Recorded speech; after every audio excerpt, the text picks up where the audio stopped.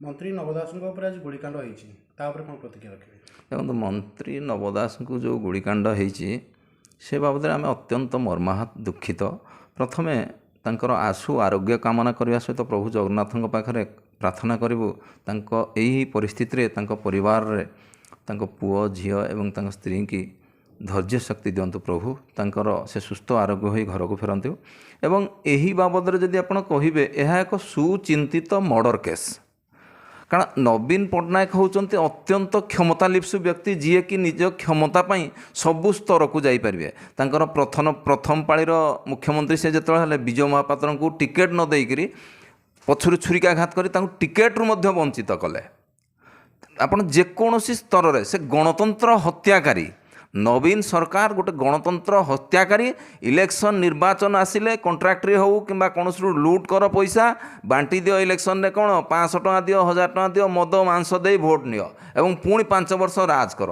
ଅତ୍ୟନ୍ତ କ୍ଷମତାଲିପ୍ସ। ଆପଣ ଯେତେବେଳେ କହିବେ ତାଙ୍କର ଗାଦିକି କିମ୍ବା ତାଙ୍କ ଶାସନ କଳକୁ ଯେତେବେଳେ କୌଣସି ଟିକେ ବି ବିପଦ ଆସେ ବା ତାଙ୍କ ସେ ଫିଲ୍ କରିବେ ଯେ ନାଇଁ ମୋ ଗାଦି ପ୍ରତି ବିପଦ ଅଛି ବା ମୋ ଶାସନ କ୍ଷମତାକୁ ଲୋକ ବିରୋଧ କରିବେ କିମ୍ବା ଶାସନ କ୍ଷମତାରେ ଆଉ ରହିପାରିବେନି, ଲୋକ ତାଙ୍କର ପପୁଲାରିଟି କମିଯିବ, ତାହେଲେ ସେ ସେତେବେଳକୁ ଯେକୌଣସି ପରିସ୍ଥିତିକି ଆପଣ ସେ ଯାଇପାରିବେ। ଦେଖନ୍ତୁ, ଦିବ୍ୟଶଙ୍କର ମିଶ୍ର ତାଙ୍କର ମନ୍ତ୍ରୀ ଥିଲେ, ତାଙ୍କର ଅତି ପେଡ୍ ଥିଲେ ଗୋବିନ୍ଦ ସାହୁ ଆପଣଙ୍କର କାହାର ସେଠି ତାଙ୍କର ଯେଉଁ ପରିଚାଳିତ କଲେଜରେ ସେଠି କ'ଣ ରଙ୍ଗଶାଳା ଖୋଲିଥିଲେ ଏବଂ ସବୁବେଳେ ତାଙ୍କର ମନ୍ତ୍ରୀଠୁ ଆରମ୍ଭ କରି କ୍ୟାବିନେଟ୍ ମନ୍ତ୍ରୀ ସେଠି ଗୋଟେ ରଙ୍ଗଶାଳା ଖୋଲି ଝିଅମାନଙ୍କ ସହିତ ରାତ୍ରି ହେଲେ ମଉଜ ମସ୍ତିରେ ବ୍ୟସ୍ତ ରହୁଥିଲେ। ଏବଂ ଯେତେବେଳେ ଧରା ପଡ଼ିଲା ପରେ କ'ଣ ହେଲା, ଆପଣଙ୍କର ଦିବ୍ୟଶଙ୍କର ମିଶ୍ରଙ୍କୁ ବାହାର କଲେ ଏବଂ ଗୋବିନ୍ଦ ଯିଏ ମୁଖ୍ୟ ଆସାମୀ ସେ ତାଙ୍କୁ ଆରେଷ୍ଟ କଲେ, ପୁଣି ସେ ଜେଲରେ। ସେ ଯଦି ମରିଥାନ୍ତା ତ ସେ ଆଖୁକିଆରେ ତା ପୂର୍ବରୁ ଯେତେବେଳେ ଫେରାର ହେଇଗଲା ମରିଯାଇଥାନ୍ତା, ସେ କେମିତି ଏରେ ମଲା।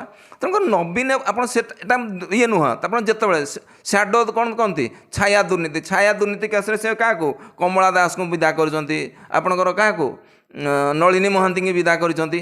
ବହୁତ ଲୋକ ତାଙ୍କ ଦଳର ଇଭିନ୍ ପ୍ୟାରିଠୁ ପ୍ୟାରିବାବୁଙ୍କଠୁ ଆରମ୍ଭ କରି ଆପଣ ଭବିଷ୍ୟତ ଦେଖନ୍ତୁ 5T ଅବସ୍ଥା। ସେ ଯେତେବେଳେ ଫିଲ୍ କରିବେ, ଯଦି ସେ ଫିଲ୍ କରିବେ ଯେ ନାଇଁ ପାଣ୍ଡିଆନ କିଏ ଭିକେ ପାଣ୍ଡିଆନ ମଧ୍ୟ ତାଙ୍କ ପାଇଁ ବିପଦପୂର୍ଣ୍ଣ, ସେ ତାଙ୍କ ବିରୁଦ୍ଧରେ ମଧ୍ୟ ଷ୍ଟେପ୍ ନେଇଯିବେ। କାରଣ କ୍ଷମତା ପାଇଁ ମୁସଲିମ, ଆମେ ଇତିହାସ ପଢ଼ିଥିଲେ, ମୁସଲିମ ମାନେ ବିଭିନ୍ନ ରକମ ତାଙ୍କ ବାପାଙ୍କୁ ମାରିଛନ୍ତି ଏବଂ ଭାଇକି ହତ୍ୟା କରିକି ଇଏ କରିଛନ୍ତି। ନବୀନ ବାବୁ କ୍ଷମତା ଅତ୍ୟନ୍ତ, ସେ ସବୁ ସ୍ତରକୁ ଯାଇପାରିବେ। ଆପଣ ଯଦି କହିବେ ଯେ ନାଇଁ ନବୀନ ବାବୁ ଦୋଷୀ ନୁହନ୍ତି, ଏଠାରେ ଖାଲି ଆପଣଙ୍କୁ ମୁଁ ମିଛରେ କହୁଛି, ଆରେ ଭାଇ ଯଦି ଦୋଷୀ ନୁହନ୍ତି, ହୋମ୍ ଡିପାର୍ଟମେଣ୍ଟ ତାଙ୍କ ପାଖରେ ଅଛି ଏବଂ ସେଇ ହୋମ୍ ଡିପାର୍ଟମେଣ୍ଟର ଯିଏ ରକ୍ଷକ, ପୋଲିସ ଏଏସ୍ଆଇ ଗୁଳି କରୁଛି, ପୋଲିସ ଏଏସ୍ଆଇ ଯଦି ଗୁଳି କରୁଛି ତାଙ୍କୁ ଦେବେ କ'ଣ ନା ନାଇଁ ତା ମୁଣ୍ଡ ଖରାପ। ଆରେ ଭାଇ, ତାର ଯଦି ମୁଣ୍ଡ ଖରାପ ଥିଲା ତାକୁ ବନ୍ଧୁକ ରଖିବାର ପରମିଶନ୍ କିଏ ଦେଲା? ପୋଲିସ ଡିପାର୍ଟମେଣ୍ଟରେ ଚାକିରି ତାକୁ କାହିଁକି ଦିଆଗଲା? ସେ ପ୍ରଶ୍ନର ଉତ୍ତର କିଏ ଦେବ? ଏଇସବୁ ମାନେ ବର୍ତ୍ତମାନ ଗୋଟେ ମାନେ ନବୀନ ବାବୁ କରୁଛନ୍ତି, ଓଡ଼ିଆମାନଙ୍କୁ ଠକ କର ଏବଂ ମାଗଣାରେ କିଛି ଦିଅ, ଏପଟେ ଲୁଟପାଟ କର। ଲୁଟପାଟ କରିକିରି ନିଜ ଗାଦି ରକ୍ଷା କରିବାକୁ ବସିବେ। ସନ୍ଧ୍ୟା ହେଲେ ଆପଣ କେବେ ଦେଖିଛନ୍ତି ସେ କୌଣସି ମା ଭଉଣୀ ବା ଗୁରୁ ଗୁରୁଜନ ବା କୌଣସି ପ୍ରେସ୍ ମିଟ୍ କରିବାର? କାରଣ ସେ ସତ୍ସାହସ ନବୀନ ବାବୁଙ୍କର ନାହିଁ। ଆଉ ନବୀନ ବାବୁ ଅତ୍ୟନ୍ତ ଦୁର୍ନୀତିଗ୍ରସ୍ତ, ଭ୍ରଷ୍ଟାଚାରୀ ଏବଂ ଆପଣ କ'ଣ ଗଣତନ୍ତ୍ର ହତ୍ୟାକାରୀ ଶାସକ। ଆଉ ଗଣତନ୍ତ୍ର ହତ୍ୟାକାରୀ ଏଇଥିପାଇଁ କହୁଛୁ, ବିରୋଧୀ ଦଳକୁ ଭାଙ୍ଗିଦେବେ। ସେ ଚାହାନ୍ତିନି କେହି ବିରୋଧୀ ରହୁ କି ତାଙ୍କୁ ବିରୋଧ କରୁ, କାରଣ ବିରୋଧ କଲେ ତାଙ୍କ ସେ କହିପାରିବେନି, ଆନ୍ସର୍ ଦେଇପାରିବେନି। ଆଉ ପ୍ରତ୍ୟେକ କ୍ଷେତ୍ରରେ ସେ ଯେତେବେଳେ ଆମେ ବୁଝେଇନେ, ମାନେ ନେଡ଼ିଗୁଡ଼, ଓଡ଼ିଆରେ ଗୋଟେ ଅଛି, ନେଡ଼ିଗୁଡ଼ କହୁଣିକି ବୋହିଗଲେ, ନେଡ଼ିରେ ଅଛି ଆମେ ଚାଟି ଦେଇପାରିବା, କହୁଣିକି ବୋହିଲେ ଆମେ ଚାଟି ପାରିବାନି। ଆଉ ସିଏ ଏତେ ଚତୁର ରାଜନେତା, ଯେମିତି ଆମର ଗୋଟେ ସାଧାରଣ ଦେଖନ୍ତୁ, ଜିଭ ଭୁଲ କରେ, ଆମର ଜିଭଟା ଭୁଲ କରେ, ମାଡ଼ ଖାଇ ପିଠି ଏବଂ ଆମ ଦେହ ହାତ କ୍ଷତାକ୍ତ ହୁଏ। ତେଣୁକରି ନବୀନ ବାବୁ ସେଇଭଳି ନିଜେ ଶ୍ରୁଟ୍ ଏକଦମ, ତାଙ୍କର ପୁରା ଗାର୍ଡ଼ ଭିତରେ ପୁଲିସ ଭିତରେ ରହିବେ, କିଛି ସେ ବାହାରକୁ ସେ ସବୁବେଳେ ନିଜକୁ ପ୍ରତିପାଦିତ କରିଛନ୍ତି ଯେ ମୁଁ କିଛି ଜାଣେନି। ତାହେଲେ ତୁମେ ଯଦି କିଛି ଜାଣୁନ, କିଛି ଶାସନ କରିବା, ତୁମେ ହ୍ୟାଣ୍ଡିକ୍ୟାପ୍ଟ। ଯଦି ତୁମେ ହ୍ୟାଣ୍ଡିକ୍ୟାପ୍ଟ, ତୁମେ କାହିଁକି ଏଭଳି ଘଟଣା ହେଉଛି ତା ପାଇଁ ଦାୟୀ କିଏ ରହିବ? ତୁମେ ନିଜ ଗାଦିରୁ ହଟିଯାଉନ।